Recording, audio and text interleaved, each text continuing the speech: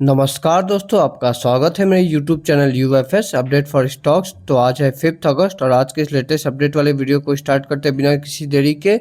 Video अच्छा लगे तो लाइक एंड सब्सक्राइब करना मत भूलिएगा। तो सबसे पहला स्टॉक है आज का गॉडफ्रे फिलिप।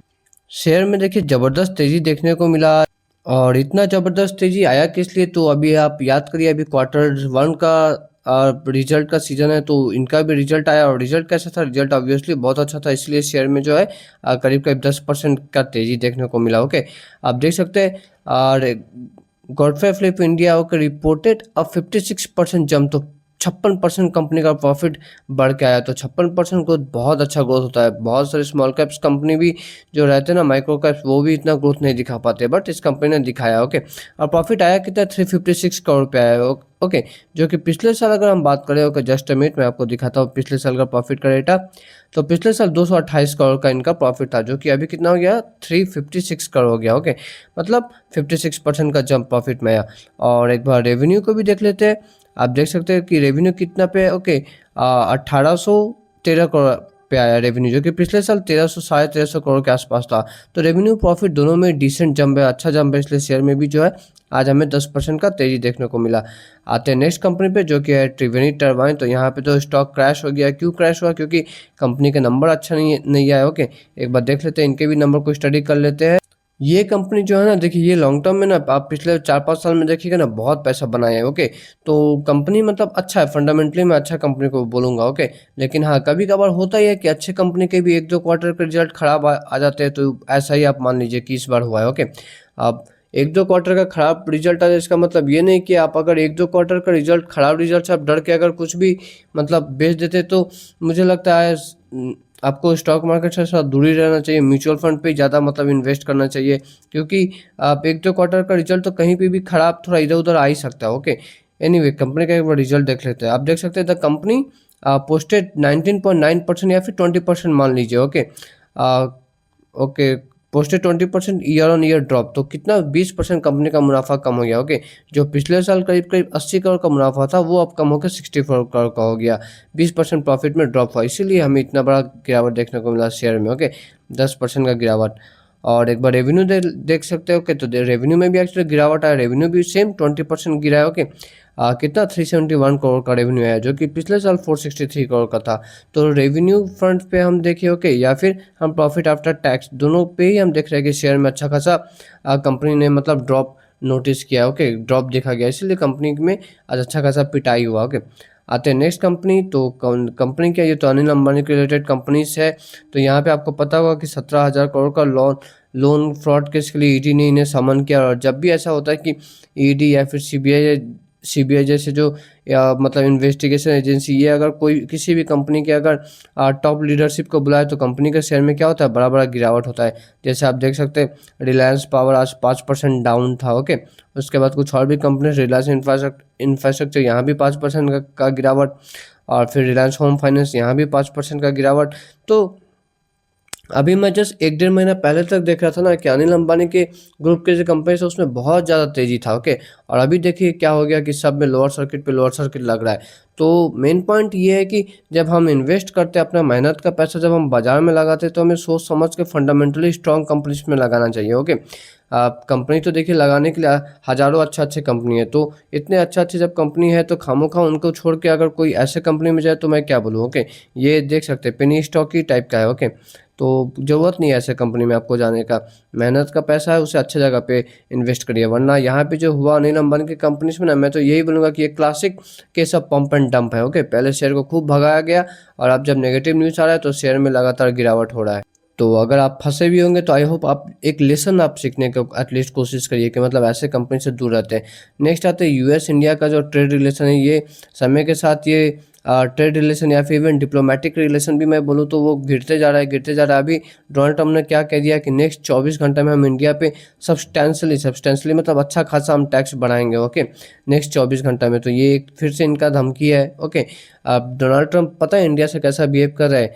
वो स्कूल में एक टीचर होते हैं ना, जो कि सारा दिन आपका ही पीछे पड़े रहते हैं, हर बात में आपको ही खड़ा करके पूछने लगते हैं कि बताओ इसका आंसर क्या होगा।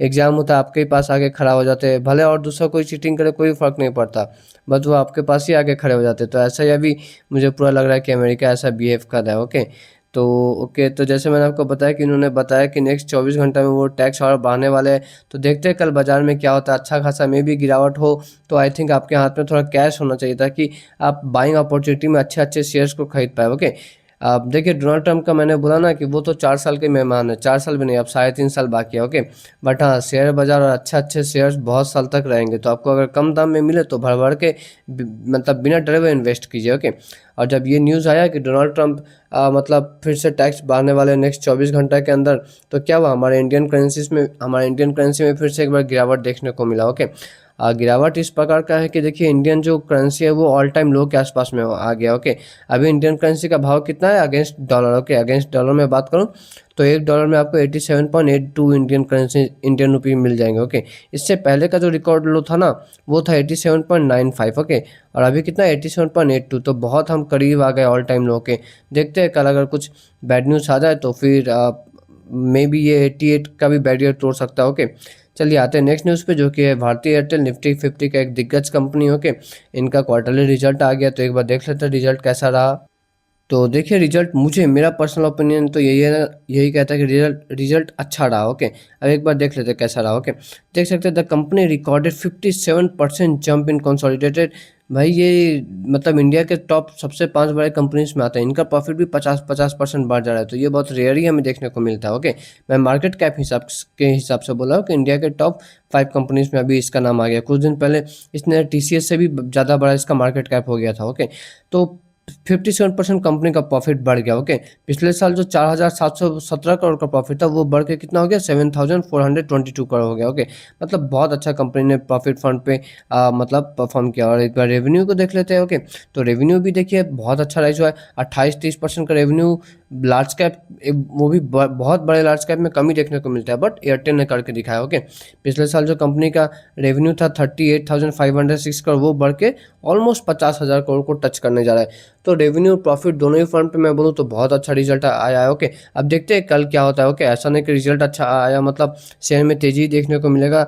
मेन बात तो यही है कि अभी देखिए माहौल ही अच्छा नहीं है। ओके, जब से ये 2-3 सप्ताह से ट्रंप ने खामोखा इंडिया को मतलब पॉइंट आउट करना शुरू किया ना, तब से आप तो नोटिस कर रहे होंगे कि पूरा मार्केट का माहौल ही थोड़ा नेगेटिव साइड पे है। ओके, तो देखते हैं कल क्या होता है एयरटेल शेयर में। ओके ओके चलिए ओके, और आप अगर पूछेंगे कि कंपनी ने एस्टीमेट को बीट किया है कि नहीं, तो देखिए कंपनी का मैं प्रॉफिट का एस्टीमेट दिखा रहा हूँ। कंपनी का प्रॉफिट का एस्टिमेशन कितना था 5,660 करोड़ था। ओके, ये जो लिखा है ना नेट प्रॉफिट डाउन 52%, ये देख के आपको डरना नहीं है। ठीक है, ये एक्चुअली क्वार्टर ऑन क्वार्टर बोला गया है। ओके, पिछले क्वार्टर में एक्चुअली कंपनी का कुछ एक्सेप्शनल अदर जो इनकम होता है ना उसमें बहुत ज़्यादा इजाफा होता है, इसलिए अच्छा मतलब रिजल्ट दिख रहा था। ओके, एनीवे कंपनी का एस्टिमेटेड रिजल्ट कितना था, एस्टिमेट कितना किया गया था कि 5,600 करोड़ के करीब कंपनी प्रॉफिट करेगी। ओके, और कंपनी ने प्रॉफिट दिखाया कितना है अभी 7,400, तो कंपनी ने एस्टिमेट को भी बीट किया। ओके, तो देखना मतलब अच्छा रिजल्ट है मैं कहूँगा। ओके, नेक्स्ट आते हैं एमटार टेक। ओके, यहाँ पे भी एक बार रिजल्ट देख लेते हैं। इनका भी आज क्वार्टरली रिजल्ट आया,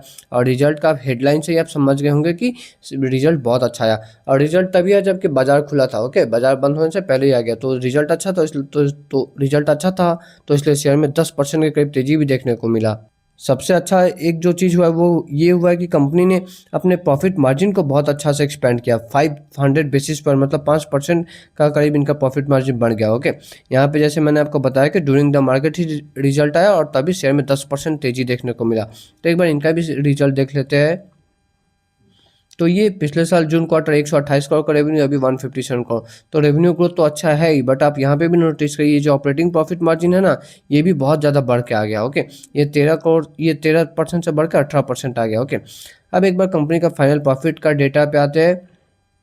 तो पिछले साल जो 5 करोड़ का प्रॉफिट था वो बढ़ के डबल से ज़्यादा हो गया। ओके, 11 करोड़ का हो गया। तो ऑल इन ऑल हम कह सकते हैं कि कंपनी के जो रिजल्ट है वो अच्छे है। ओके, कंपनी ने रेवेन्यू अच्छा ग्रोथ दिखाया, ऑपरेटिंग प्रॉफिट मार्जिन पर अच्छा दिखाया। ओके, और प्रॉफिट आफ्टर टैक्स भी अच्छा था, तो कंपनी का सब कुछ ही अच्छा था। तो इसलिए आज तो 10% तेजी देखने को मिला।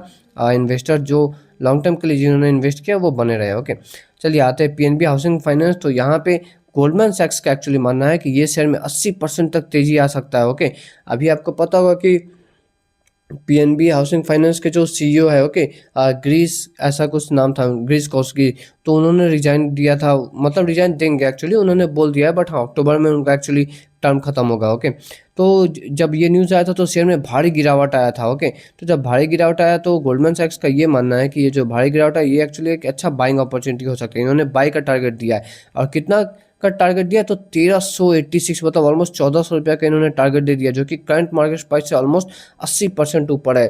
तो ये बहुत ही ज़्यादा ऑप्टिमिस्टिक टारगेट है। ओके, तो आप अगर इस कंपनी के इन्वेस्टर्स हैं तो बने रहिए, और आप अगर इन्वेस्ट करना भी चाहते हैं तो आई थिंक अभी ऊपरी लेवल से अभी डिसेंट फॉल पे भी कंपनी मिल रहा है, तो आप आस्ते आस्ते करके आप पैसा इसमें इन्वेस्ट कर सकते हैं। एक साथ में पूरा पैसा नहीं लगाना चाहिए। ओके, तो आज का वीडियो इतना ही दोस्तों। वीडियो अच्छा लगा होगा तो लाइक एंड सब्सक्राइब करना मत भूलिएगा। मिलते हैं नेक्स्ट वीडियो में, तब तक के लिए टाटा।